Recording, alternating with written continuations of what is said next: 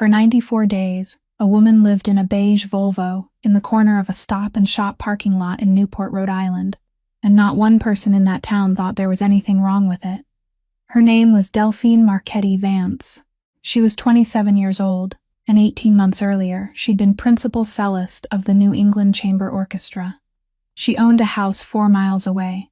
Her father had left it to her in a will no court had ever contested. She just couldn't go inside it, because her stepmother had walked into a courthouse with 2 doctors' signatures and a story about a young woman who was becoming a danger to herself, and a judge who'd never met Delphine signed a temporary order in 11 minutes. Corinne Marchetti Vance never raised her voice. That's the part people don't understand. She didn't lock anyone in an attic. She brought casseroles. She cried in other people's kitchens.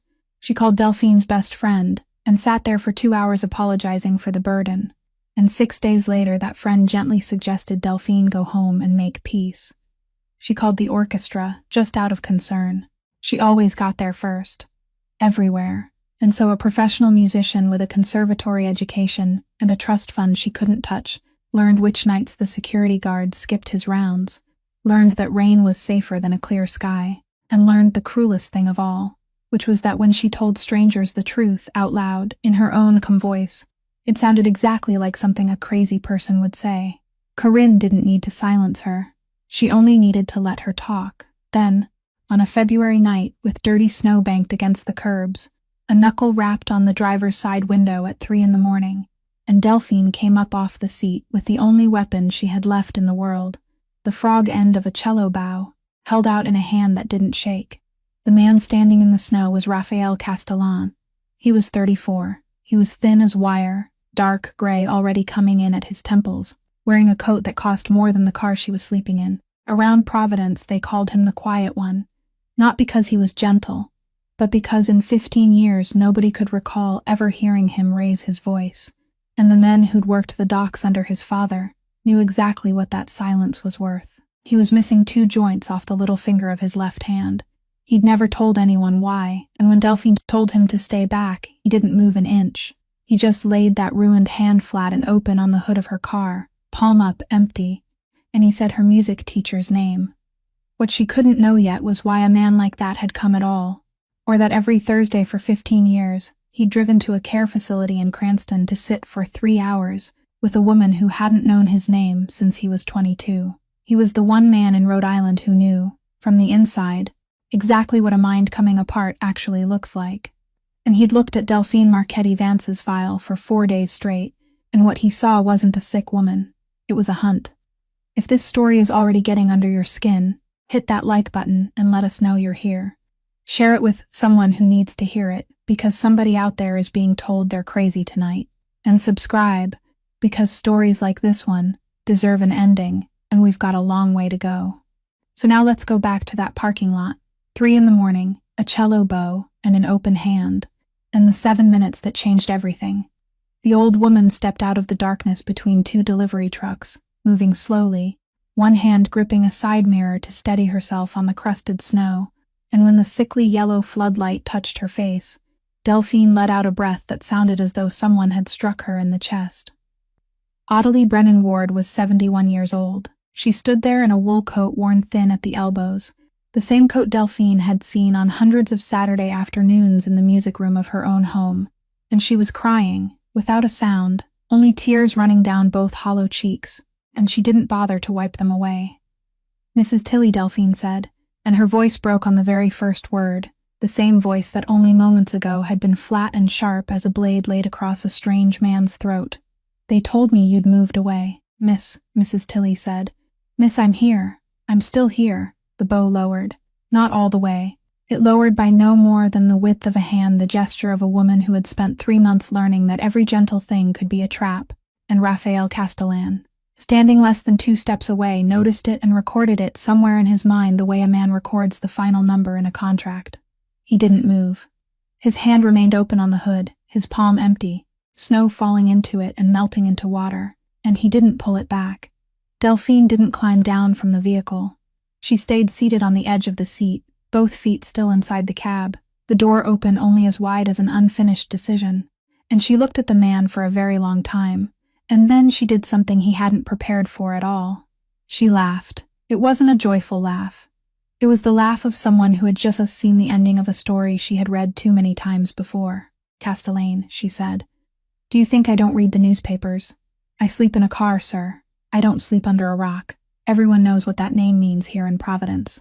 They print it in small letters at the bottom of page 3 every time someone disappears from the harbor."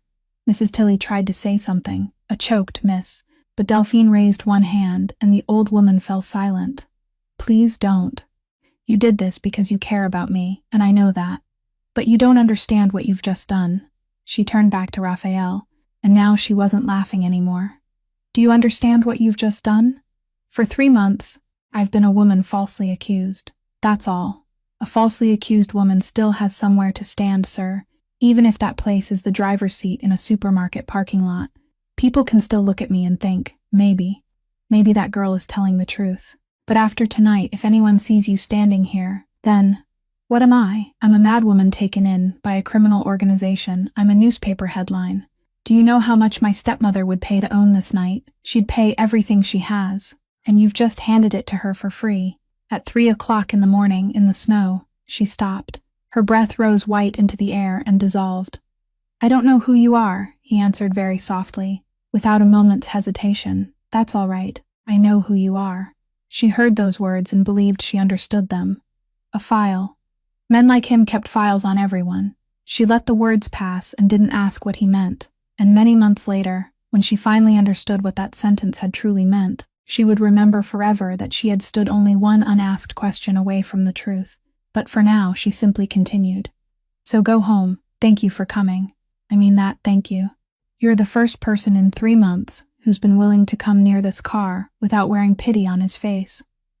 But you're the finest gift I've ever given her, and I have nothing left to give anyone." And then something happened that Mrs. Tilley, standing nearby, would recount for the rest of her life, though no one would ever believe her. Raphael Castellane didn't argue. He didn't explain. He didn't utter any of the things a powerful man usually says when someone who has nothing tells him that he's wrong. He stood motionless in the snow, and there was something on his face that Providence had never seen and would never believe could be real. And it was this. He was thinking. For 15 years, he had survived by reading other people faster than they could read him, and a gaunt woman sitting inside a broken vehicle had just read him completely in less than 2 minutes. And she had read him correctly. Every word of him.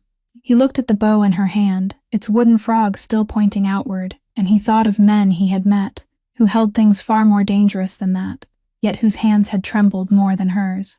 Then he said, "You're right." Mrs. Tilley looked up. "I came here with a plan," he said. "My plan was bad. You've just shown me exactly why it was bad, and I have nothing to argue against. So I'm not taking you anywhere. I'll stand right here until you tell me to leave." He paused, and the next sentence left his mouth more slowly than any of the others, because in all his adult life, he had never once said it to anyone.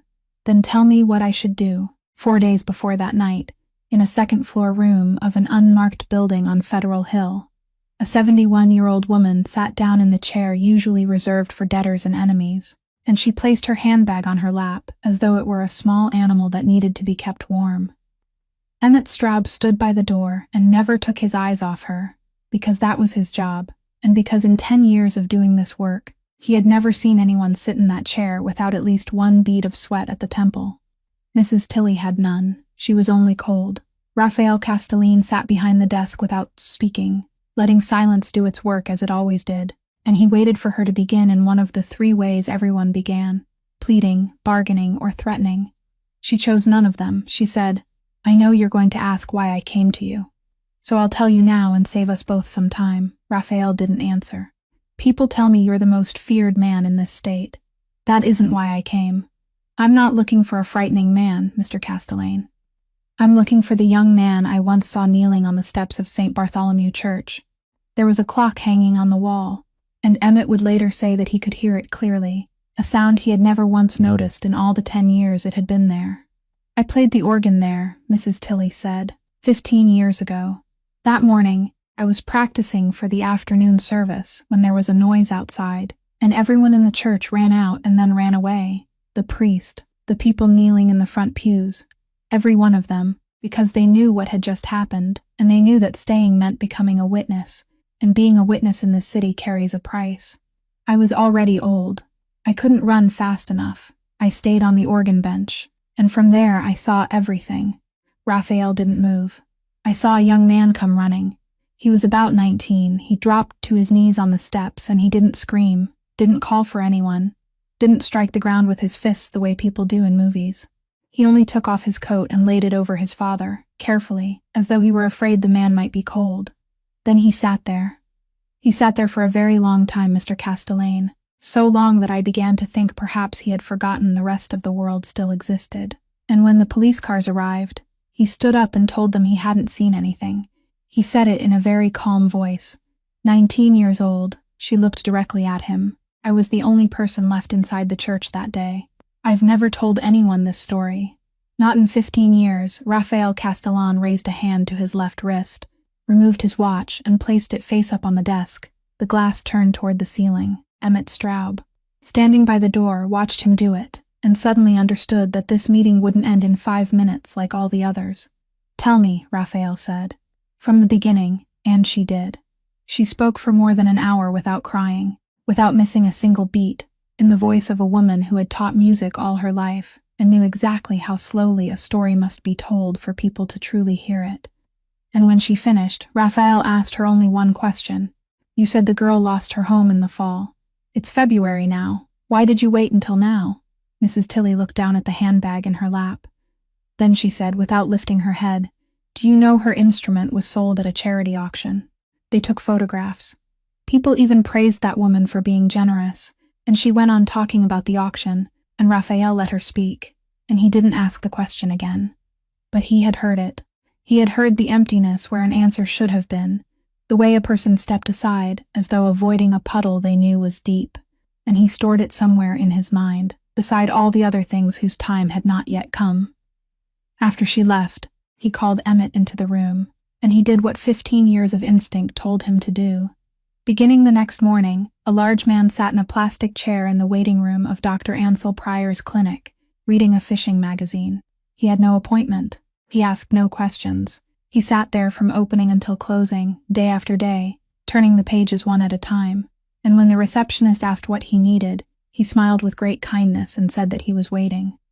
On the 4th day, after he had gone, an ivory condolence card remained on the reception counter, the kind people send when there has been a death in the family. Nothing was written inside it. There was nothing to report to the police. Not a single sentence that could be read aloud in court. But that evening, Dr. Ansel Pryor didn't go home. He drove out of the city, 40 minutes toward Newport, and rang the bell at a gate he should never have rung. She didn't go to his house. That was the first thing he told her when she asked him that night, in the snow, and he said it before she had even finished the question, because he had spent the entire 7 minutes standing there with his palm open on the hood thinking about it. If you sleep under my roof, then everything you say afterward will be worth nothing, he said. People will say you're speaking under my direction, so you'll stay at my lawyer's home, and I won't have a key, and if anyone asks, the answer will be the truth. Josephine Okonkwo Reyes was 38 years old, barely 5 feet 3 inches tall, and the only person in Providence who dared interrupt Raphael Castellane in the middle of a sentence. She opened the door at nearly 4 o'clock in the morning, looked at the woman standing in the hallway, and didn't ask a single question. She only said, "The room on the right. I leave the hallway light on all night. Turn it off yourself if you want it off. Don't ask me." The next morning, while Delphine was still asleep, 2 men arrived carrying a toolbox, and they removed every lock on the outside of every interior door in the apartment. Not the lock on the front door, only the locks that could be turned from the other side. Joe asked who had told them to do it, and they said they weren't allowed to answer, and Joe stared at the toolbox for a long time before telling them to finish the job. Raphael never mentioned it. Delphine never asked about it either. She simply found herself living in a home where no door could lock her in from the other side, and it took her weeks to understand why she could breathe there. She slept on the floor. On the first night, Joe found her lying on the rug beside the bed, curled beneath a blanket, and Delphine apologized in the voice of someone apologizing for existing, then explained that the bed was too soft, that her back had grown accustomed to a reclining driver's seat, and now anything gentle made her feel as though she were falling. She startled when the microwave beeped. She startled when the refrigerator came on. She couldn't eat while anyone was watching, so Jo learned to turn her back and read case files while the food cooled behind her, saying nothing, and that was how it went for days. On the third night, Raphael came. He sat in the armchair in the living room, far from the door to her room, because Jo had told him to sit there. At nearly 2 o'clock in the morning, Delphine came out and stood in the doorway, her right hand raised to her left collarbone, pressing against some spot there, a small gesture he would see hundreds of times before he finally understood what it meant. She said, "May I ask you something?" "Yes. Am I speaking clearly?" He didn't answer at once, and in those 2 seconds, he saw her begin to tremble. "You'll tell me the truth if I'm not, won't you? Promise me. Don't soothe me. I can bear the truth. I can't bear people soothing me anymore." Raphael Castellan sat straighter in the darkness. "You're speaking clearly," he said. "You're always clear. And you can ask me 100 times a day, and all 100 times I'll give you exactly the same answer, until the part of you that learned to doubt itself forgets how to do it. There's no hurry. We have all the time in the world." She stood there for a long time. Then she sat down on the floor with her back against the doorframe, and she began to speak, and he didn't interrupt her once. She told him about her mother. Marguerite Vance played the cello, and she became ill, and she remained ill for many years, and they treated her with everything available in those days, and then she died. Delphine was 9 years old. She had been at school. She remembered being collected early and no one telling her why, and she remembered arriving home to find the house full of adults she didn't know, standing so closely together that they filled the upstairs hallway. She wasn't allowed into the room. That was everything she remembered about that day, a hallway filled with the backs of grown people, and not one of them telling her anything. "I've spent 18 years reconstructing what happened," she said, "from scraps I picked up along the way, because no one was willing to tell me, and then, years later, when Corinne entered that house, she never spoke a single cruel word. She would only say very softly to the guests while pouring tea, 'The girl is more like her mother than she realizes.' Anyone who knew Marguerite can see it, and everyone would nod, every one of them." Delphine continued, her voice flat and without rise or fall, the voice people use when reading a list. Her father had died 18 months earlier, and that night he had called her 3 times, but she had been at a dress rehearsal and hadn't answered. Then she moved on to something else. Raphael didn't ask her to go back. He only sat in the darkness and listened until the sky outside the windows began to turn gray, and he thought, not for the first time, that he had never met anyone from whom so much had been taken, who could still sit with her back so straight. The only thing Delphine took with her when she left the car was a small plastic box, the kind of rosin case every string musician keeps inside an instrument bag, and she held it in her palm all the way to Joe's home as though she were carrying a bird. That morning, she placed it on the kitchen table and opened the lid. There was no rosin inside. There was an old phone with a crack running diagonally across the screen, and a charging cord wrapped around it several times. "I need you to understand something first," she said to Joe. "I didn't make these recordings to accuse her. I never thought about doing that, not even once." Joe sat down. "I recorded them because one morning she said something to me, and that afternoon she told me she had never said it, and she said it with such concern in her voice that I stood there in the kitchen and didn't know which one of us was awake. Then it happened again. Then it happened again. And after a while I stopped trusting my own memory. Do you understand? Not that I trusted it less, but that I didn't trust it at all anymore. So I turned on the recorder, so that at night I could sit alone and listen again and tell myself, 'There, you didn't imagine it. It was real. It really happened.'" She pushed the box across the table. "I didn't make it for a courtroom. I made it for myself." Joe Okonkwo Reyes picked up the phone and checked the storage, and she remained silent for a long time. There were 400 hours on it. No index, no markers. Delphine had left the recorder running continuously for months, hidden inside her instrument bag, inside a drawer, behind stacks of sheet music, and most of what it had captured was the sound of dishes, the television in the next room, rain, and stretches of silence that lasted 10 minutes or more. Joe listened to all of it, 9 days. She and 2 assistants divided the recordings among themselves, wearing headphones, rewinding and replaying them, and on the 9th day, she came out of her office with red eyes, sat down across from Delphine, and spoke plainly, because she was the kind of person who didn't know how to speak any other way. I can't use it. Delphine didn't move. There are 3 reasons, and none of them can be fixed. First, in the most important section, she's speaking on the telephone in the living room with the call on speaker while you're in the next room. You weren't part of that call. In this state, it's legal to record a conversation when you're present. It isn't legal to record a call when you aren't one of the parties. The court won't admit it, and worse, her lawyer will use the fact that you made the recording to portray you as a secretive woman who was spying on other people inside her own home. You'd be handing them a weapon. Second, 400 hours without any independently verified timestamps will make them ask who cut it, who edited it, and who can guarantee its authenticity. And third, Joe stopped. That passage is vague. She says the girl only needs to look tired enough on the day of the hearing. Leave that part to me. When you hear it, the meaning is clear to you. When I hear it, the meaning is clear to me. But a good lawyer will stand up and say, she was only a stepmother concerned about her child's health before a stressful proceeding. And he'll finish saying it in less than half a minute, and everyone in the courtroom will nod. Delphine sat motionless. Outside the window, a snowplow passed by. Then Joe leaned forward, and she did something she had never done with a client in her entire career. She took Delphine's hand. But listen to me now. Listen carefully, because I'm only going to say this once. I can't use it in court. But these 400 hours prove something, and no judge has the authority to rule on what that means. They prove that you never imagined any of it. Not one word. For months, people told you there was something wrong with your mind, and you sat alone at night searching for proof, not to use against anyone, but only to prove to yourself that you were still sane. And you were right. You were right from beginning to end. Not for the judge, Delphine. For you, and Delphine Marchetti Vance, who hadn't cried when she was taken from her own home in broad daylight, who hadn't cried throughout that entire winter, inside the car, who had pointed a bow at a man in Providence without a tremor in her hand, collapsed onto the kitchen table in a stranger's home, and wept like a child. And Joe sat there in silence and said nothing more and simply let her cry until there was nothing left. That night, Joe didn't sleep. She opened the files again, not to search for any particular statement, but to listen for something else.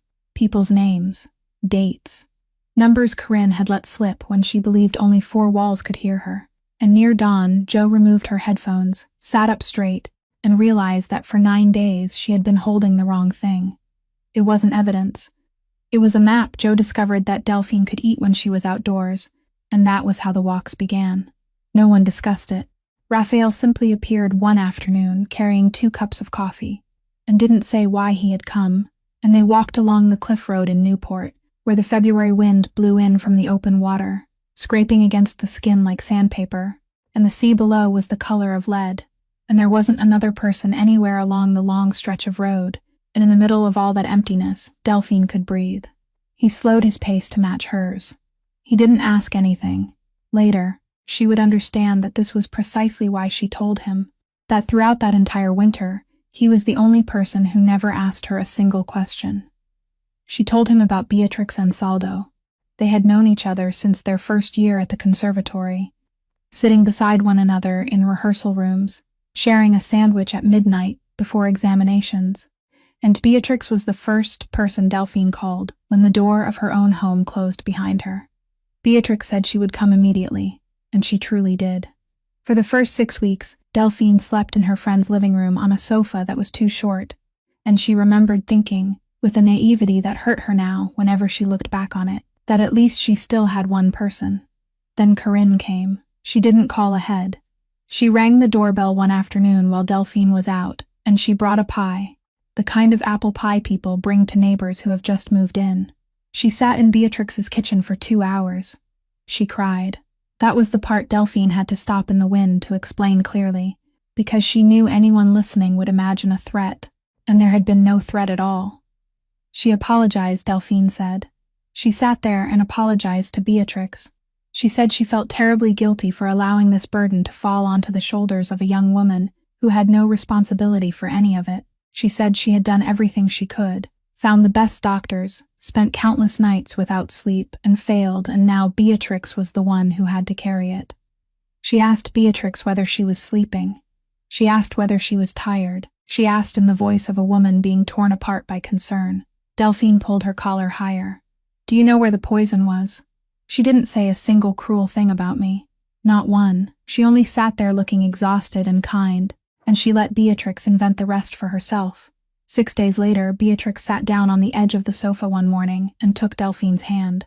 She didn't throw her out. She didn't raise her voice.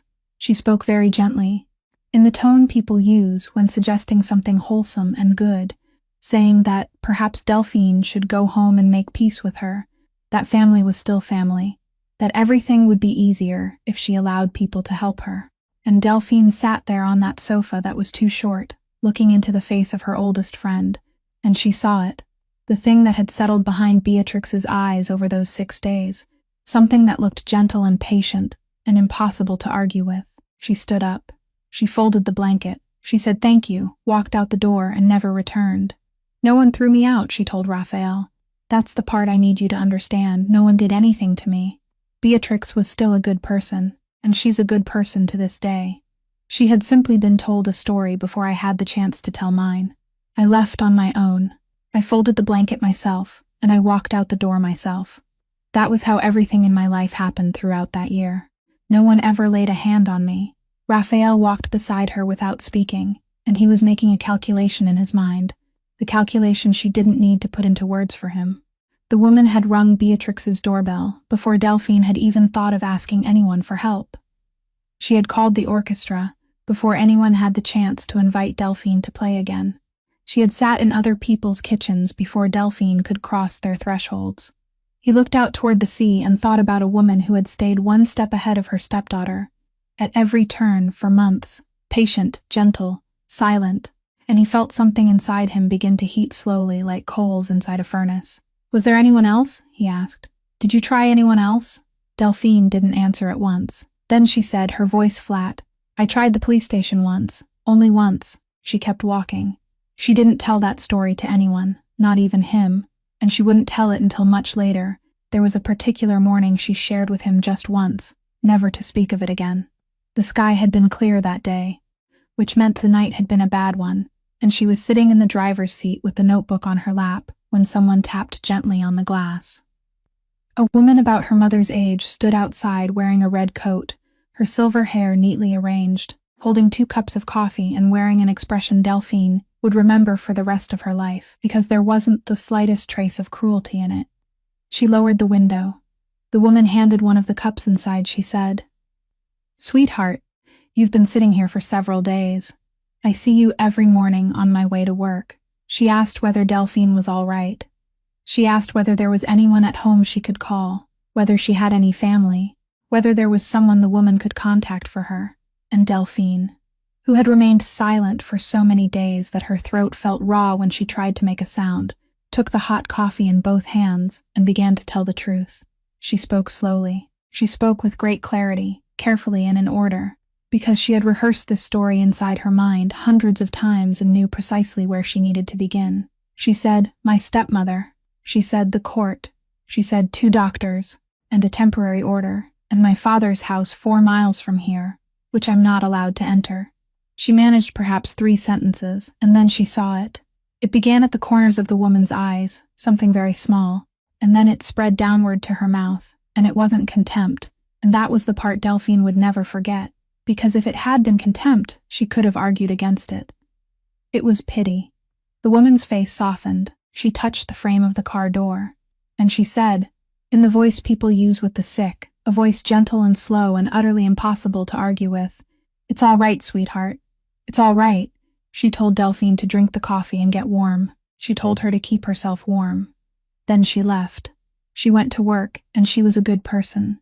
And that evening she would go home and perhaps tell her husband that there was a poor young woman out in the parking lot.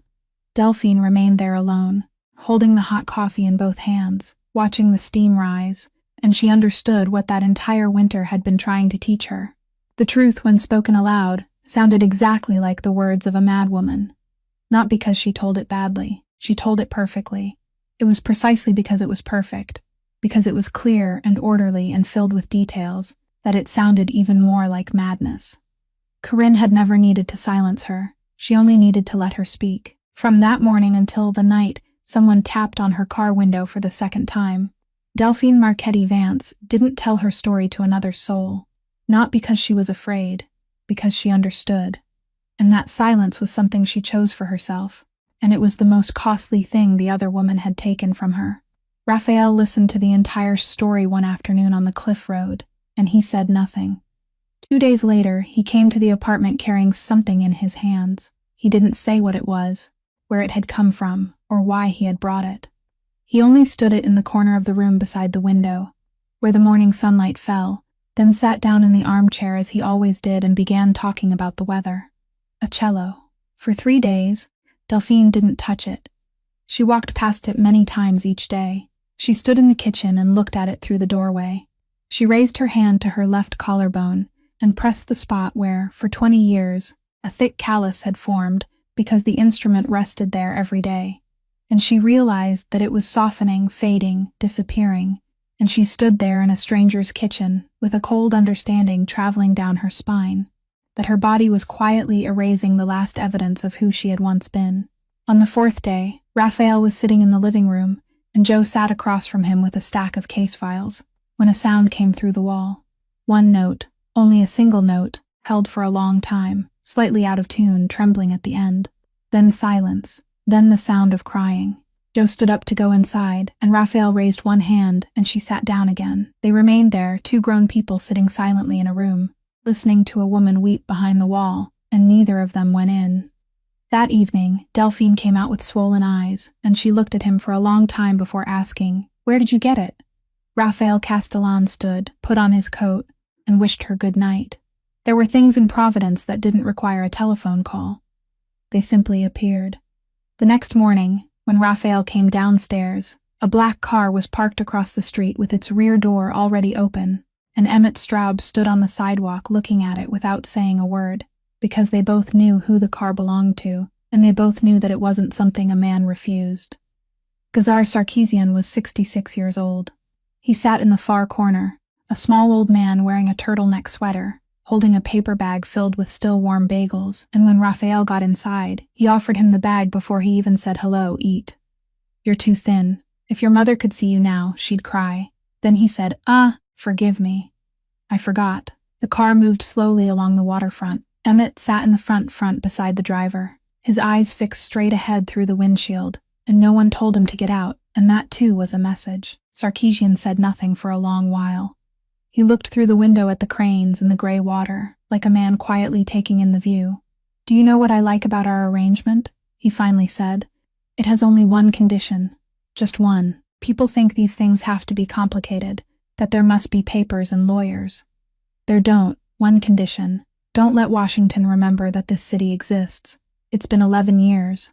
11 years without anyone shooting anyone, without anyone making the newspapers, without anyone having to go anywhere. Do you know what 11 peaceful years are worth to a man my age?" He turned toward Raphael. "And now there's a woman who plays music. There's a court case. There are reporters. There's a young prosecutor who needs a name for the file that will earn him his promotion. And the finest name in this state to put on that file is Castellan." Raphael didn't answer. "I didn't come to threaten you," Sarkeesian said, and the frightening thing was that he meant it. There wasn't a grain of menace in his voice. It was only tired and sincere, like the voice of an uncle speaking to his nephew in the kitchen. "I care about you. I've known you since you weren't tall enough to reach a doorknob. I sat in the 3rd pew at your father's funeral. Do you remember?" "No, you don't. You didn't look at anyone that day." He folded the paper bag closed, carefully creasing the edge. "Your father died over one street, Raphael, 3 blocks, a few bakeries, a laundromat. People told him to sell it, and he said no. And he died on the steps of a church like a fool. And do you know what I think? I think he was the best man I ever knew. That's exactly what I think. Good men die, my boy. That isn't a curse, it's arithmetic. I don't judge him, I don't judge you." The car turned. "I'll ask you only one question, and then I'll leave you alone. Are you planning to die for a woman you've known for 6 weeks? Fine. Men have died for far more foolish things. I've seen it. But there are 300 mouths that eat because of you, Raphael. 300. Women, children, old men who can't do anything anymore but still receive an envelope every month. They don't know the musician's name. They don't know whether she's sane or insane. They only know whether there will be rice next month, or whether there won't. He rested one hand on his knee. Do they get a vote? In the front seat, Emmett Straub didn't turn around. He kept looking straight through the windshield, and something passed across his face very quickly, and then it was gone, and he continued staring ahead. The car stopped exactly where it had picked them up. Sarkeesian patted Raphael's arm lightly, the way an uncle might pat his nephew's shoulder, and he said, "Give my warmest regards to your mother. Tell her I still remember her, even if she cannot say the same." He laughed softly, and it was that laugh that remained. Raphael Castellane stepped out of the car. He walked to his own vehicle, opened the door, sat behind the wheel, and didn't start the engine. He sat there. Emmett stood about 20 paces away with his hands in his pockets, and through the snow-streaked glass, he watched the man he had followed for 10 years sit motionless inside a car with its engine off, not striking the steering wheel, not cursing, not calling anyone, only sitting there with both hands resting on his thighs and his eyes fixed ahead. The air grew colder. The windows began to fog. Emmett took out his phone and then put it away again. He didn't dare call. Never in 10 years had he seen his boss remain silent for so long, and never had he been so afraid. And he didn't know what he was afraid of. Within those 400 hours, there was one evening when Corinne spoke to someone about a grant, and she mentioned a name, and that name meant nothing to anyone except a lawyer searching for a place to dig. Joe Okonkwo Reyes dug there. The charitable foundation bearing the Marchetti Vance family name was a respectable organization, with a governing board, audits, and a fundraising gala every fall attended by half of Newport. And in its public records, clean stamped and fully disclosed, there were 3 payments to a private clinic in Providence listed as grants for clinical research. 3 payments. There was nothing illegal about any one of them. Joe printed those 3 sheets of paper and placed them side by side on the table, then took out the court records and laid them beside them, and she stared at them for a very long time. And she saw what no auditor in the world could ever have seen by examining each page separately. The first payment had been transferred during the exact week Corinne filed her initial petition. The second had been transferred during the exact week the 2 medical certificates were signed. The third had been transferred 3 days before she filed to make the order permanent. Viewed separately, each page was an act of kindness. Placed side by side, they were an invoice. Dr. Ansel Pryor said nothing at all. Joe sent him a formal request for an interview, and within 48 hours he had retained a lawyer from Boston. And that lawyer replied with 3 polite lines, stating that his client was invoking his right against self-incrimination and wouldn't answer any questions, verbally or in writing, under any circumstances. He was 58 years old. He had been given 48 hours to understand that silence was cheaper than every alternative, and he would remain silent until he died. So Joe went looking for the other man. Tobias Wren was 34 years old and worked in a clinic that rented the 2nd floor of a building with a sandwich shop on the ground floor. On his desk was a photograph of a laughing baby and a student loan statement he didn't bother putting away because hiding it wouldn't change anything. He was the 2nd man who had signed the certificate declaring Delphine Marchetti Vance incompetent. He had met with her for exactly 22 minutes. Joe sat down across from him and didn't threaten him. She didn't mention anyone, didn't speak a single name, didn't say one sentence that could be transcribed and presented in court. She only asked whether he remembered that examination, and he said yes, of course he did. She asked how long it had lasted. He said he couldn't remember exactly. She opened her briefcase, took out the records, and read aloud the number written in his own paperwork. Then she placed a photograph on the desk. He looked down. Neither of them spoke. Downstairs, the meat slicer in the sandwich shop hummed steadily. Tobias Wren remained still for a very long time, so long that Joe began to think she had miscalculated, and then he asked a question, and his voice sounded nothing like the voice of the man who had invited her to sit down. How long was she in there? Joe told him the number. He said nothing. He didn't push the photograph away. He left it lying there on the desk between them, and he looked at it, and Joe understood that this was the moment upon which the entire case turned. Not a payment, not a signature, but a man finally willing to look. I had 22 minutes, he said, and she had 94 days. He raised a hand to his face. I read the file before she came in. Do you understand? I read it first. There was a report from another doctor, someone older than I was, someone more respected than I was. and that report had already told me what was wrong with her. So I sat there, and I didn't examine her. I checked whether she matched what I had already read. Those are two different things, Miss Okonkwo Reyes. I know they're different. They taught me that in medical school, and I still remember it. He looked at the photograph. She told me. She told me very calmly that someone was doing this to her, and I wrote in her record that the patient displayed persecutory delusions. I wrote that sentence with my own hand. In 22 minutes, Jo said nothing. She had learned from Rafael Castellan, though she would never admit it, that there were moments when silence did better work than any words could. I'll testify, Ren said. He didn't ask how she intended to protect him.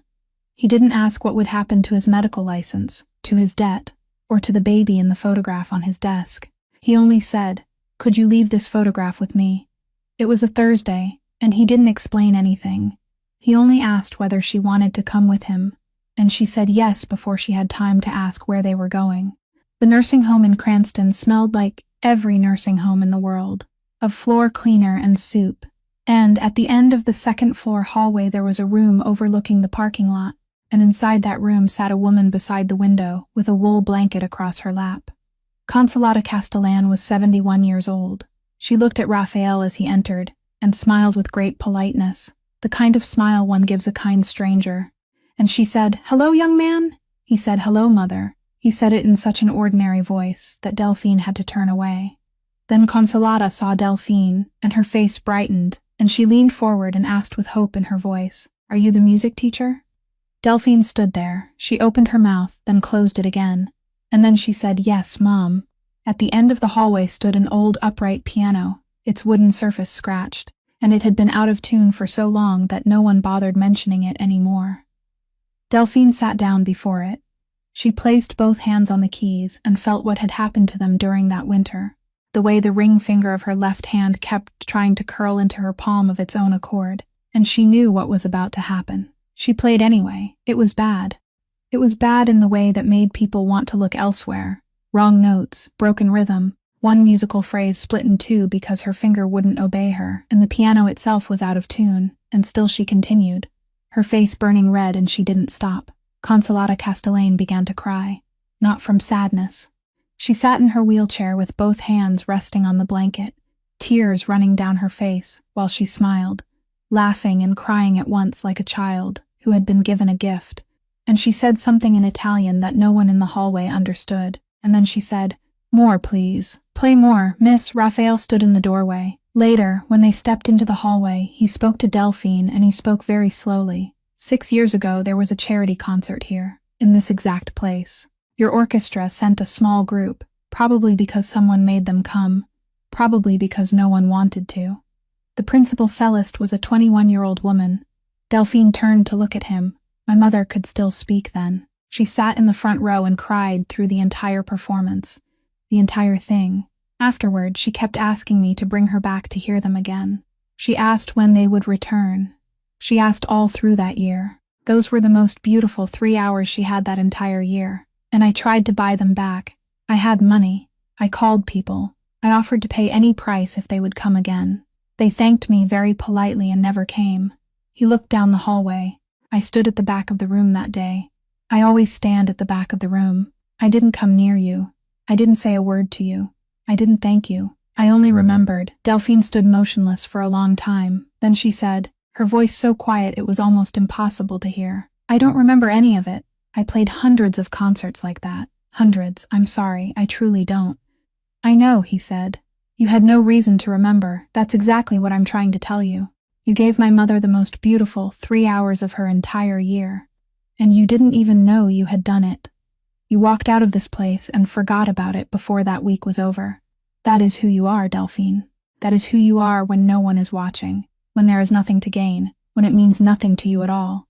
He stopped, and they called that person ill. Inside the room, Consolata was singing. She sang badly, off-key, singing a song whose name no one remembered anymore, and she clapped her hands against the blanket to a rhythm that belonged only to her. Raphael Castellan stood in the doorway and looked inside at those two women, one whose mind had truly left her, and one whom the entire world had declared in a single voice had lost hers. And he raised one hand to the doorframe to steady himself, and he broke, without a sound, only the shoulders of a very tall man collapsing inward, his head bowed, and he stood that way while his mother sang. Delphine looked at him, and she understood. He didn't believe her because he cared for her. He believed her because he was the only man in that state who had spent 15 years sitting beside a mind that was truly dissolving every Thursday, and he knew what it looked like from the inside, and he knew it didn't look like her. He wasn't guessing. He was bearing witness. After the day in Cranston, Joe scheduled an examination for Delphine's hand, and the doctor was a woman in her 50s who specialized in musicians. And she asked Delphine to play, and she watched, and she asked her to play again, and then she set down her pen. It was called focal dystonia. The finger curled inward on its own when Delphine played, not because she wanted it to, not because she was weak, but because some pathway in her brain had learned the wrong pattern and now kept sending that wrong command again and again. No one could prove the cause, but the doctor spoke plainly about what was commonly seen. Months of living under extreme stress, combined with abruptly stopping practice after 20 years of playing every day. "You can play again," she said. "You'll never play the way you did before." Delphine asked whether it could be treated, and the doctor said there were many approaches. Injections, retraining from the beginning. Some people improved greatly, some didn't, and no one could promise anything. Then she looked at Delphine and said the sentence Delphine would carry with her for the rest of her life. "I'm very sorry. No one struck your hand. There's nothing to sue over. You simply lived in fear for too long." Delphine didn't cry. She thanked the doctor, thanked her twice, asked whether there was anything she needed to pay, and then walked out. She got into the car. Raphael sat beside her and didn't start the engine. Outside, someone was scraping snow from a windshield, the plastic dragging steadily across the glass. "I don't need you to fix this," she said. "You can't. The court can't. There's no one to accuse, no single act to point at." She only talked. Delphine looked outside.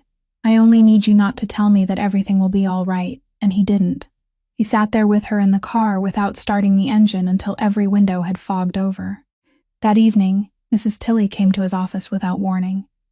She didn't sit down. She stood in the middle of the room, holding her handbags, and said, "I have to tell you something before the hearing, because her lawyer will find it, and I don't want you to hear it from someone else." She hadn't come forward after Delphine lost her home. She had known since the 3rd month, from the day she heard that the orchestra had stopped calling Delphine. She had known immediately. She had taught the girl since she was 6 years old. She knew exactly what was happening and who was doing it, and she had understood everything in a single afternoon. And she had waited 11 months. "She gave me money," Mrs. Tilley said. "She called it a thank you for all my years of service. I'm 71 years old, Mr. Castellane. I live on a pension and the money I earn teaching music, and she handed me an envelope, and I took it. I took it with both hands and thanked her, and every month, I told myself I would do something the following month, next month." Then the month after that, Raphael said nothing. "Do you know why I finally came? It wasn't because I became brave. The money ran out. I waited until the girl had nothing left to lose, and only then did I find the courage." Mrs. Tilley stood there and didn't cry, and that was the worst part. Delphine heard the truth the following morning from the old woman herself, in Joe's kitchen. When Mrs. Tilley finished, she stood to leave because she didn't believe she was allowed to remain, and Delphine called her name. Then she walked around the table and embraced the 71-year-old woman, and she said, "Mrs. Tilley, an entire city did nothing. You were the only person who finally came. You came late, but you came." And Mrs. Tilley broke in too inside her arms and wept the way old people weep, without beauty or restraint, and Delphine held her and didn't let go. That afternoon on the cliff road, Raphael drew his line. He told her that she depended on him, that she was healing, that the entire state knew what kind of man he was, that he had only happened to stand on the right side once in his life, and that he wouldn't take advantage of someone's weakest moment to claim something she might not give him once she was strong again. Delphine listened to every word. Then she reached out and took his left hand, the hand he always kept inside his pocket, and pulled it out into the wind. He went rigid. She didn't let go. "You think that when I'm healed, I'll see you more clearly and be grateful you never said a word. Raphael, I already see you clearly, more clearly than you see yourself. This isn't a flaw I'm generously overlooking. It's you. It's the person who came to that parking lot at 3 o'clock in the morning." She lowered his hand and stepped back. giving him exactly the distance he had just asked for. So keep your boundary. I can wait. But don't mistake me for someone who's waiting to decide. I decided inside that car. I'm only waiting for you to become brave enough to hear it. The call was made at nearly 3 o'clock in the morning, and the caller's voice trembled in exactly the way every dispatcher recognized as the voice of someone who was genuinely afraid. She said, "My husband's daughter just sent me a message," she said. "I have the message here. I'll read it to you." And she read it. It was a real message, sent from a real number, written during the worst night of Delphine Marchetti Vance's life, 14 months earlier. Corinne had kept it for 14 months. She hadn't changed a single word. She had only left out the date. 18 minutes later, there was a knock on the apartment door. 2 people wearing the blue jackets of a psychiatric emergency response unit stood there, with a Providence police officer half a step behind them. They had paperwork. They were following the exact procedure the state had written to save people. Not one of those 3 people was doing anything wrong.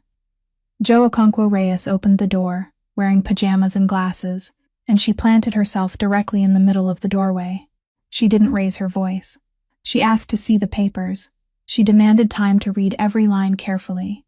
She asked for the name of the physician on duty who had authorized the order and demanded that he be called immediately. She asked whether the date of the message had been verified, and when they told her that wasn't within their authority, she said, "Yes, I know.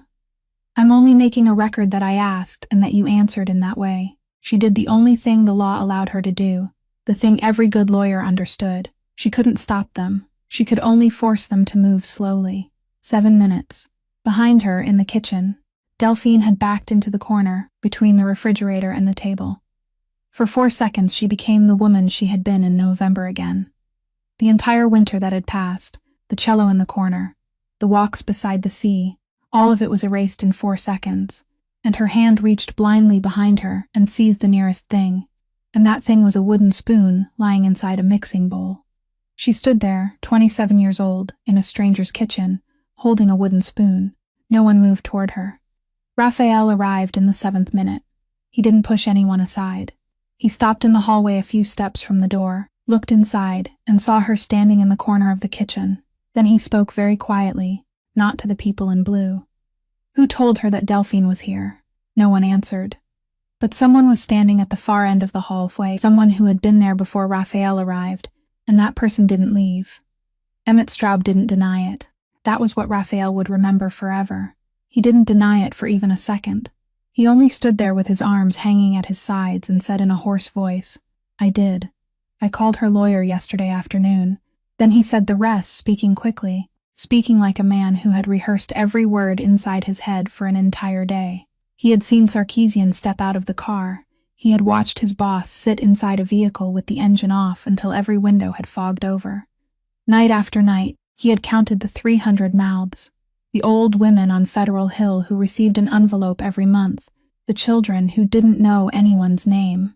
He had thought that if the woman were taken away, Raphael would come to his senses, and everyone would live, and only one person would have to pay the price. He had weighed it. He had calculated it. One person in exchange for 300. He had believed it was the right arithmetic. Raphael Castellan didn't move. He looked at the man who had walked beside him for 10 years, who had driven him, who had stood outside his mother's door every Thursday in the rain, and he looked at him for a very long time, and there wasn't a sound in the hallway. Then he said, "Do you know that everyone thought exactly the way you did, Em?"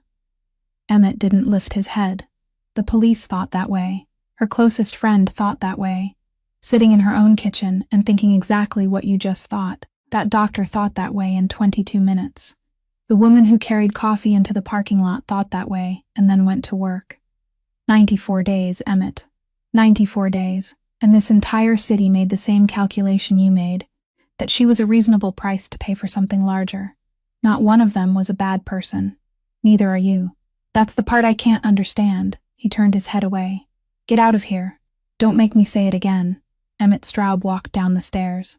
In the kitchen, no one touched anyone, and the woman in the blue jacket standing nearest to Delphine, the woman who hadn't spoken a single word during those 7 minutes, finally lowered her eyes to the document in her hand. The hearing opened on a Tuesday morning, and for the first 15 minutes, Everything unfolded exactly as Joe had calculated. Then Corinne's attorney rose and said that he requested permission to introduce new evidence concerning the integrity of the proceedings, and Joe felt something cold travel down the back of her neck before he had even finished the sentence. It was security camera footage. The waiting room of a medical clinic. A large man sitting in a plastic chair reading a magazine, day after day, without an appointment, without asking any questions. Then an ivory condolence card left on the reception counter, photographed, numbered, and formally authenticated. Then the sworn statement of the receptionist, who had counted exactly how many days he had been there and described precisely the way that man had smiled.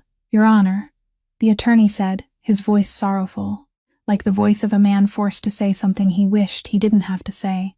The opposing side's principal witness, Dr. Ansel Pryor, was intimidated for several consecutive days by an organized criminal operation. That is why he invoked his right to remain silent, and I don't blame him. And the woman seated there is currently living under the financial and legal protection of the very man who leads that organization.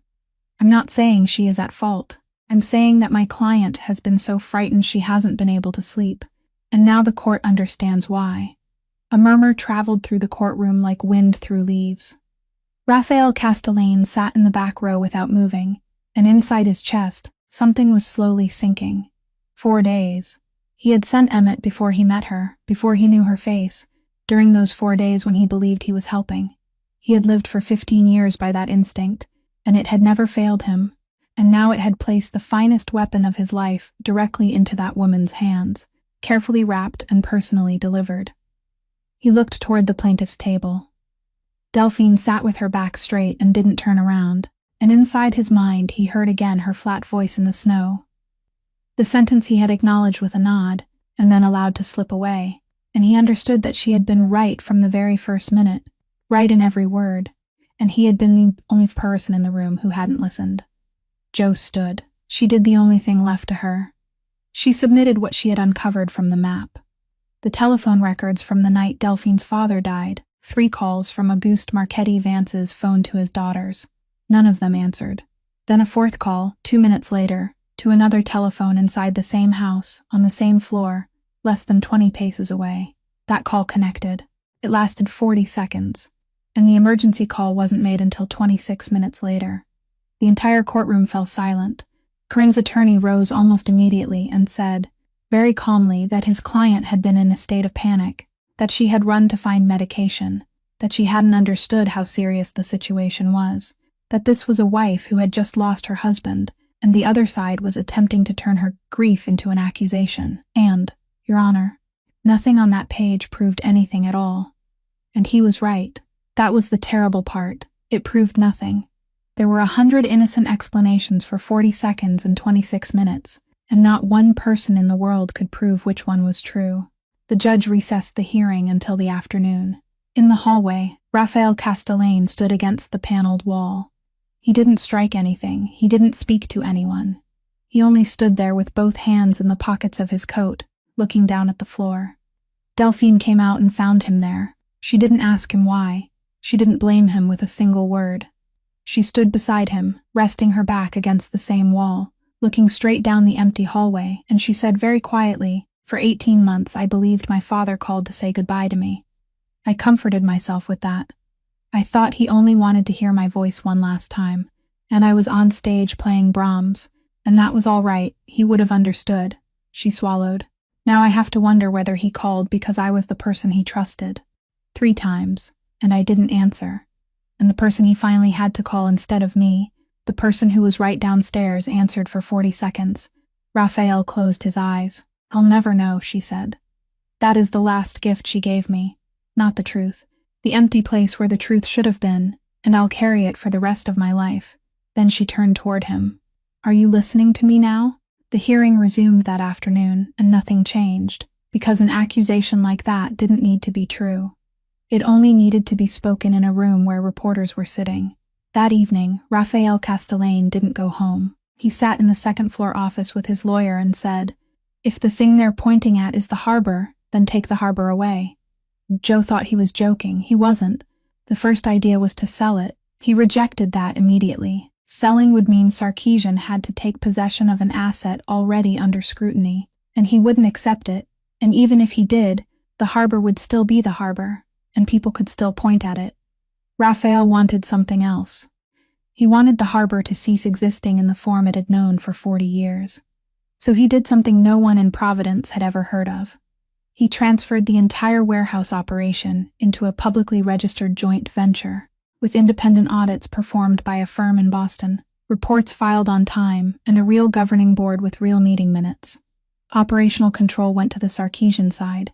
Raphael retained a minority interest, with no voting rights, no seat, and no voice. It meant that from the day the agreement was signed, he would lose the power to decide what passed through that harbor. He would lose most of his income, and he would permanently lose the ability to use it for anything an auditor wasn't permitted to see. The harbor his father had built from 3 warehouses and a borrowed truck, the harbor that had fed Federal Hill for 40 years, would now become an ordinary, painfully dull, clean business, and it would no longer belong to him. Ghazar Sarkeesian read the draft twice. Then he set it down and looked at Raphael for a very long time, and for the first time in his life, Raphael saw that old man at a loss for words. "You're giving me control," he said, "and removing the risk." "Both at once. Yes, no one does that. Yes," Sarkeesian signed. He received what he wanted without paying a single cent in risk, and Washington no longer had anything to examine, because the only thing worth examining had stripped itself bare and stepped into the light. 3 days later, Corinne's attorney rose in court and spoke about a criminal organization, and Joe submitted the joint venture registration, the audit report, and the list of board members, and he continued for perhaps another minute before sitting down. The accusation was still there. It simply had nowhere left to stand. Emmett Straub came on the evening before the papers were signed. He didn't apologize. He had already apologized in the hallway that night, and they both knew it meant nothing. He only asked whether Raphael was serious, and Raphael said he was, after 10 years. No severance, no letter of recommendation, no telephone call made on his behalf. Emmett understood better than anyone what that meant in Providence. A Castellane man dismissed by Castellane himself would find no door in the city open to him again, not because people hated him, but because they wouldn't dare. He would have to leave. His wife, his 2 children, the house in Cranston. All of it. "Do you know what you've just done?" Emmett said. His voice was still calm. "That harbor was your father. It was everything you are. You've just handed it to an old Armenian man in exchange for 1 line in a report no one will bother reading." Raphael didn't answer. And then Emmett Straub, the man who had stood behind him for 10 years without raising his voice once, shouted. It was the only time. "You've just cut off your hand a second time." A long silence filled the room. Raphael Castellan drew his left hand from his coat pocket. He looked at it, the hand around which the entire city had spun dozens of stories, the hand he had hidden for 15 years and never explained to anyone. "The first time I cut it to pay a debt my father owed," he said. "I was 19, and I thought that was how a man preserved a name. I preserved it, for 15 years, and look at what that name did for her in court this morning." He lowered his hand. "This time, I'm cutting it so I won't owe anyone anything anymore. Go, Emmett Straub left. The door closed very softly, because even at the end, he still wasn't the kind of man who slammed doors. Delphine Marchetti Vance knew nothing about what happened that night. She wouldn't know for many weeks, and when she finally learned, it wouldn't come from him. Joe found it near dawn, not in the records themselves, but in their margins. The original petition had been filed, withdrawn, and then filed again, and in the first version, the one no one had bothered reading because it had been replaced, there were spaces for 3 signatures instead of 2. The third space had been crossed out. Beneath the line, a name could still be read. Harlan Vosk. He had retired immediately afterward and moved to Vermont, and it took Joe a day and a half to find him, and when she gave Raphael the address, she said, "Be careful. A man removes his name from a document like that because he's afraid, and frightened men don't open their doors." Harlan Vosk opened his door. He was 70 years old, wearing a sweater, still holding a cup of coffee, and he studied the tall man standing on his front steps for a long moment. Then he spoke, before Raphael even had the chance to introduce himself. "I've been waiting 14 months for someone to come and ask." His house had a fireplace, shelves filled with books, and an armchair permanently shaped by the body of a man who sat there every day. He poured more coffee. He didn't ask where Raphael had come from, what he did, or what he wanted. I met with her for 2 hours, Vosk said. 2 hours, Mr. Castellane. They handed me a thick file and told me I only needed to confirm the findings, that it was merely a formality, that my colleagues had already examined everything. I sat with her for 2 hours because that is how I had worked all my life. I didn't know any other way. We talked about her father, about managing an estate, about a book I was reading that she happened to have read as well, about music, of course. I asked because I was curious, not because it was in the file. He set down his cup. By the 20th minute, I knew. By the 90th, I understood what was happening to her and who was doing it. She told me. She spoke very calmly, very clearly. And that was what made it sound most like madness, do you understand?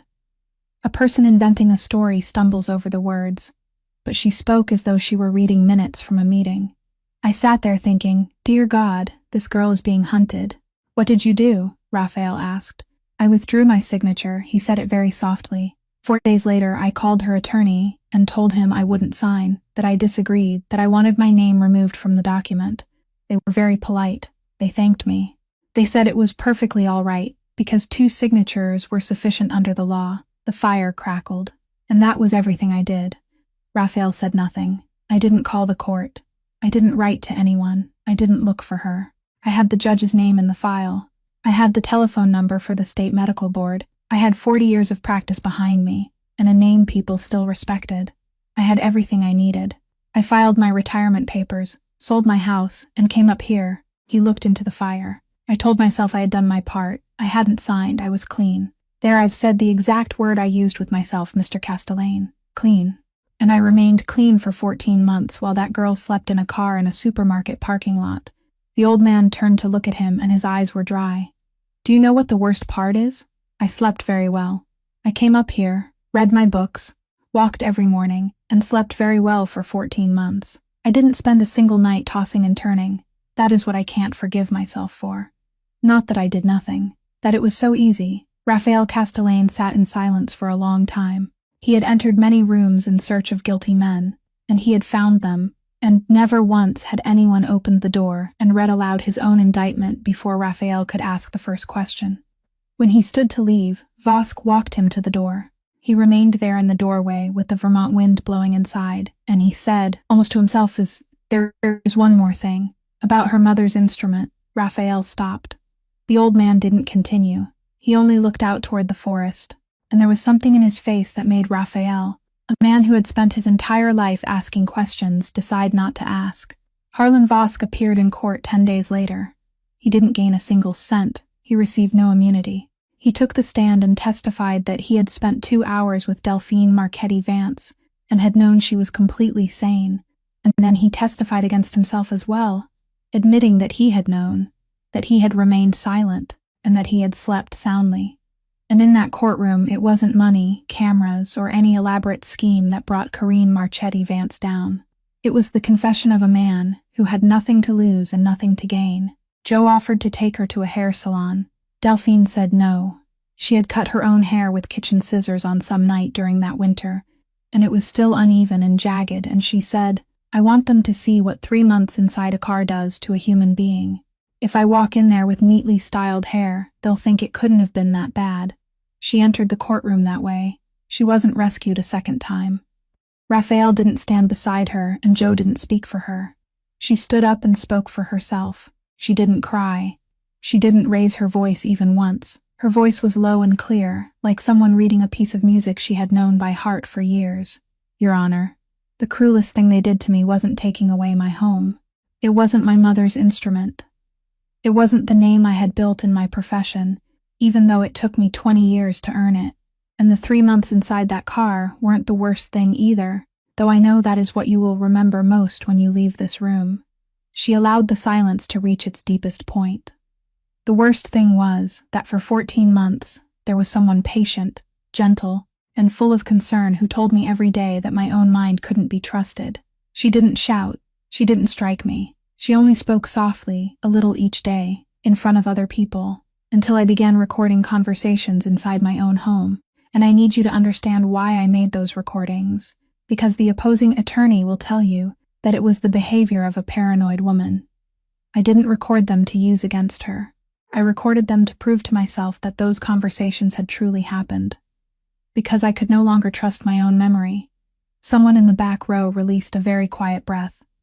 I'm standing here to tell you that it didn't work. I know exactly who I am. I know exactly what happened and who did it. I ask only one thing of you. She lifted her head. Look at me. Truly look. Then decide for yourselves whether you are looking at a madwoman, or at a woman who was nearly robbed of everything, because someone calculated with great precision that no one would ever bother to look closely. Emmett Straub testified afterward no one had invited him. He came on his own, unemployed, wearing the only suit he owned, and he testified. He testified that he had been the one who called the opposing attorney. He testified that Rafael Castellan hadn't known, hadn't given the order, and had dismissed him that same night after 10 years. He testified about the waiting room and the condolence card, and said that he had done it before his employer had ever seen the woman's face. The accusation of organized crime, which had survived 2 hearings, collapsed in 40 minutes. When he stepped down from the witness stand, he didn't look toward Rafael. He only said to Joe, loudly enough for the entire courtroom to hear, I can't undo what I did. I can only stand here and say it aloud. That is all I have. And then Corinne Marchetti Vance stood. Her attorney reached out to stop her, and she brushed his hand aside. 49 years old, dressed in a flawless gray coat, and in that moment something inside her broke in too, and what poured out wasn't a denial, before a ghost. She had been married once before, 3 years. She spoke only of the result, not of what he had done to her, and she didn't need to say it, because everyone in the room had just heard it described step by step throughout 3 hearings. During those 3 years, she had stopped trusting her own mind. She escaped. She told people. No one believed her. She had no lawyer, no doctor, no one tapping on her car window at 3 o'clock in the morning. She had no one at all. I learned how it worked. Her voice tore through the courtroom. Do you think I invented it? I survived it. I got out, and I looked around, and I saw that it worked, that it always worked, that no one ever stopped it. And I asked myself why in this world I had to be the one who suffered it, instead of the one who used it. No one spoke. The judge didn't strike the gavel. Delphine Marchetti Vance stood. She didn't raise her voice. She spoke so softly that everyone had to hold their breath to hear her. Then you knew exactly what it was. You knew what it did to a person from the inside, one day at a time. You stood in the exact place where I'm standing now. She looked directly at the woman. And you did it anyway. You aren't evil because you didn't understand, Mom. You are evil because you understood perfectly. The temporary order was lifted that same afternoon. The petition for permanent guardianship was denied. The trust was released. The house in Newport, the house that an uncontested will had left to her 18 months earlier, was returned to her through a document less than a page long. Joe handed her the key on the courthouse steps, and Delphine held it and stared at it for a long time as though it belonged to a stranger. She went home the following morning. 94 days. She stood outside the gate for a while before walking in, and Raphael remained 3 steps behind her and said nothing, because he had learned that there were certain thresholds people had to cross alone. Inside, everything was new.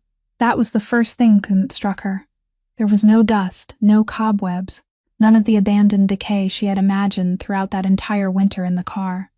The house was spotless and warm and completely unfamiliar. A new sofa.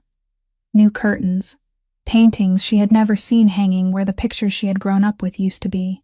Her grandmother's dinnerware was gone from the glass cabinet, and now the cabinet held beautiful crystal glasses from which no one had ever drunk. She walked through each room. She didn't touch anything. She passed through the kitchen, through the dining room, up the stairs, and along the upstairs hallway where a 9-year-old child had once stood looking at the backs of adults. Then she opened the door to the music room. It too had been renovated. The floor had been polished. There was a beautiful standing lamp, and in the corner by the window, in the exact place where her mother's cello had stood for 20 years, on the wooden stand her father had built with his own hands, there was now a cream-upholstered armchair. It was beautiful. It suited the room. Delphine Marchetti Vance stood in the doorway and looked at that armchair for a very long time. Then she said, very softly, to the empty room, "I'm home, Mother," and that was when she collapsed. Not in court, where she had stood with her back straight and spoken in a low, clear voice before an entire panel. Not in the car, where she had survived 94 days without letting anyone see her cry. Not in Joe's kitchen at 3 o'clock in the morning, with a wooden spoon in her hand. Here. In her own room when she was safe, when there was nothing left to fight. Because trauma knows how to wait. It waits until a person is finally allowed, and not 1 second sooner. Her knees gave way, and she sank onto the polished wooden floor and wept with a sound no one in her life had ever heard. Not the crying of an adult, but the crying of a child left outside a closed door for 18 years. Raphael Castellane didn't help her stand. He didn't offer a single word of comfort. He walked inside, sat down on the floor beside her with his back against the wall, and stayed there. For a very long time. Sunlight moved across the floor and changed color, and he was still sitting there. Several weeks later, the prosecutor called. Corinne Marchetti Vance was facing charges serious enough to take away the rest of her life, and they asked Delphine what she wanted, because in cases like this, the victim's voice carried weight. Delphine sat in the kitchen of her own home, in her father's house, and signed a statement asking for leniency. Joe nearly overturned the table. "Do you understand what she did to you?" "I understand it better than you do," Delphine said. Then she explained, and she explained only once. In the courtroom that day, she had heard that woman scream that she had once stood in the exact place where Delphine was standing, that she had survived it, that she had looked around and seen that it worked, and then she had made a choice. And Delphine understood that at that very moment, sitting in this kitchen with a pen in her hand, she was standing in that same place, at that same crossroads, holding that same power. "If I destroy her," she said, "then I become her. That isn't something I'm saying because it sounds noble. It's real. I just watched it happen to a human being right in front of me." She pushed the paper across the table. "I'm not forgiving her. I'm forgiving myself." Raphael stood in the kitchen doorway. He looked at the paper, then at her. "Do you know what people in my world call that? Weakness," she said. "I was going to say," he replied, "the thing I've forgotten how to do." 3 weeks later, Joe came to Newport carrying a file no one had asked her to bring. She placed it on the kitchen table and said, "I'm violating attorney-client privilege by giving this to you. And I don't care." It was the joint venture registration, the independent audit, the list of board members without his name on it. Delphine read very slowly, and she was the daughter of an estate manager. She understood documents, and she understood what she was holding before she reached the 3rd page. That harbor was everything his father had left him. He hadn't sold it. He had done something far worse for a man in his world. He had stripped it bare and placed it permanently beneath the light, handed the power of decision to someone else, and retained only the portion that gave him no right to say a single word. He had done it during the same week an attorney stood in a courtroom, pointed at him, and called her a woman kept by a criminal leader. Delphine sat motionless for a very long time. Then she asked, "Did he know I would ask?" "He knew you would never accept it if you knew beforehand," Joe said. "So he finished it first and only then allowed you to find out. And he will never tell you, Delphine. Never. I'm the one telling you." Then Joe took out a second document, and her voice changed. "And this. I think you should hear it from me." The instrument in the corner wasn't her mother's. Marguerite Vance's cello had been sold at that charity auction, and within a month it had left the United States for the collection of someone on the other side of the world, and it would never return. Harlan Vosk had arrived too late. He had tried. He had called, written letters, and arrived too late. So he had done the only thing a coward could think to do. He sold his house in Vermont. He used the money to search everywhere for a cello from the same period, made by the same workshop, from the same kind of wood, as close to the original as anything in the world could be. Then he brought it back to the house he rented and kept it there for 14 months. He didn't dare send it. He didn't dare call. In the file was a sentence he had spoken to Raphael in the doorway that day, which Raphael had written down for Joe. "I know it can't replace anything. I simply didn't know what else to do with my cowardice." And Raphael Castellane had gone to retrieve it, and he had placed it in the corner of a room filled with morning sunlight, and he had done so before anyone knew whether her hand would ever be able to play again. That evening, Delphine sat down with that instrument inside her father's house. She played. It was bad. The ring finger of her left hand curled inward of its own accord on the 4th note, and the musical phrase broke in two, and she began again, and it broke again. She played the entire piece. "It isn't my mother's cello," she said. "It's mine. Perhaps that is what I needed more, in April." At the Providence harbor, the wind had grown warm and the water was no longer the color of lead. Raphael removed the watch from his wrist and placed it on the iron railing with the glass turned toward the sky, and Delphine saw him do it and understood that he was about to say something very difficult, and she decided not to make him speak first. Tomorrow I'm going back to Newport, to my house. Because of you, she looked out across the water, and I've discovered that I don't want to go. He didn't turn around. You have to go. It's your home, I know. You aren't the kind of man who keeps anyone from leaving. That is precisely the problem, Raphael. That is the whole problem. She turned toward him. So I have to be the one who says it, because you never will. I'm not giving you my hand out of gratitude. Gratitude can be repaid with a letter, and I write very good letters. I'm telling you that in my entire life, the only place where I have ever felt truly safe, truly seen, and truly myself is beside you. And I don't want to return to Newport alone, because I have discovered, quite unexpectedly, that a house isn't a home. Home is you. Raphael Castellane drew his left hand from his pocket. He didn't hide it. He raised it between them in the April sunlight for the first time in 15 years. I was 19, he said. My father died owing a debt of honor, and I paid it in the only way people accepted then. I thought it was the price of carrying a name. I've lived for 15 years believing that was all I was worth. Something that could be cut away and given to someone else as payment. He looked at her. I went to that parking lot, intending only to correct one wrong, and then return to my silence, because silence was the most I ever dared hope for. And instead, I found someone who looked at this hand and didn't pull hers away. His voice broke in the middle of the sentence. Yes, I don't deserve it, but yes, they were married in Newport that summer, in the garden behind her father's house, and Ottilie Brennan Ward was the one who walked the bride down the grassy path, because Delphine wouldn't allow anyone else to do it. The old woman cried harder than anyone else there that day. She began crying the moment she stepped outside, and continued through the entire ceremony, and Delphine had to stop halfway down the path to hand her a handkerchief, and the whole garden burst into laughter, and Mrs. Tilly laughed with them even as she kept crying. Then, that fall, the house opened its doors. Delphine named it Marguerite House after her mother. It was a tuition-free music school for any child who wanted to learn music, but had no one who could pay for it. There were no auditions. There were no applications. All they had to do was come. One June afternoon, 2 years later, the windows of the music room stood wide open to the garden, and sunlight poured across the floor, and 8 children were rehearsing together, and they were playing terribly. Wrong notes, broken rhythms. One child came in an entire measure too early. Another burst out laughing in the middle of the piece, and then the whole group began laughing, and no one could keep playing. Delphine leaned against the doorframe, laughing with them. Her fingers still wouldn't obey her. She would never play the way she once had, and she had learned how to live with that, and on that afternoon it didn't matter at all. A little girl raised her hand. Miss, I played it wrong. I know, Delphine said. I heard it. The little girl blinked. Are you angry with me? And Delphine Marchetti Vance crossed the room and sat down, lowering herself until she was at the child's eye level, and she said, No, I believe you. You said you played it wrong, and I believe you. That is how it works here. When you tell us something, we believe you. Now let's play it again. Raphael Castellane stood outside the door and looked in. Carved by hand into that wooden door, without gold leaf or ornament, there was only one small sentence that every child could read. Here, when you speak, someone will believe you.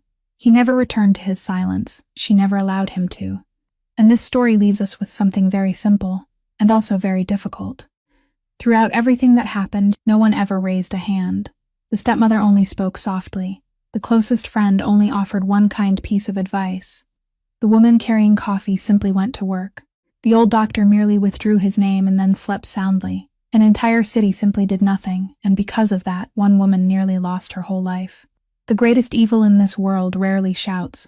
It is often very polite, very gentle, and it only needs us to turn our faces away at exactly the right moment.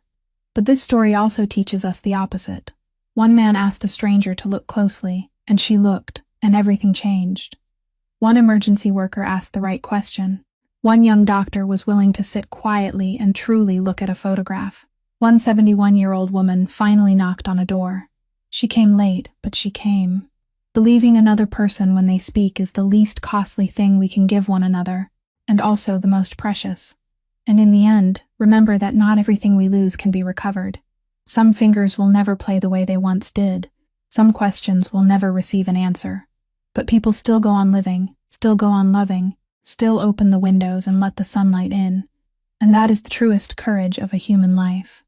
If this story touched your heart, please subscribe to our channel, press the like button, and share it so that each day you can hear more compelling stories like this one. How did the story of Delphine and Raphael make you feel? What do you think was the cruelest thing anyone did to her? And have you ever been the person who was willing to look closely? Please leave a comment below. We truly want to hear what is deepest in your hearts. We wish everyone watching this video lasting good health, joy in every day of your life, and abundant peace. Goodbye, and we'll see you again in the next video.